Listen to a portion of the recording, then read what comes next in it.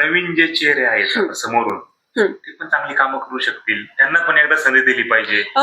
मग सर सीमाताई खिल्लारी हा पण नवीनच चेहरा आहे, म्हणजे मग त्यांना का संधी नाही द्यावी? ठीक आहे, त्यांचं झालं, पण तुलसीताई बोर यांनी एकदा ही निवडणूक लढवलेली आहे. मग आता प्रीताई थोरात या पण विकास कामं करतील असं वाटत नाही का? आता सर बाकीच्यांचं सांगण्यापेक्षा मी माझं स्वतःचं पर्सनल ओपिनियन हे सांगल की त्या मागच्या पण पंचवार्षिकसाठी जिल्हा परिषदेला प्रीतीताई थोरात अपोजिट पार्टीतून उभ्या नक्की होत्या. मला वाटतं तेव्हा त्यांचं चिन्ह होतं धनुष्यबाण. त्यामुळे मग कुठेतरी एक निष्ठेचा प्रश्न असतो. आम्ही तरुणाईचं असं असतं की निष्ठेला आम्ही खूप जपतो, त्याच्यामुळे आणि तुलसीताई हे असं आहे की घड्याळासोबत त्यांची निष्ठा कायम आहे.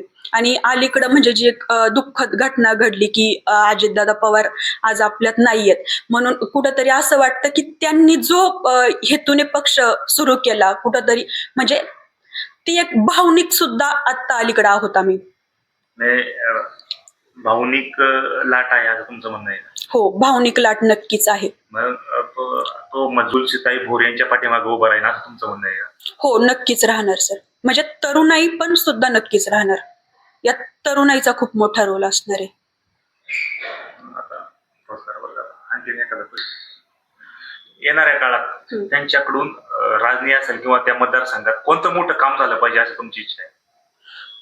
खरंच मतदार म्हणून किंवा सगळ्या मतदारांनी त्यांच्याकडून काय अपेक्षित करावं, तर मी म्हणेल की माझं रांजणी गाव असो की मूलभूत सोयीसुविधांनी ते तर संपन्न नक्कीच आहे, पण ताईंनी नक्कीच जिल्हा परिषदेची शाळा असो किंवा माध्यमिक शाळा असो याकडे ते जातीने लक्ष घालतील.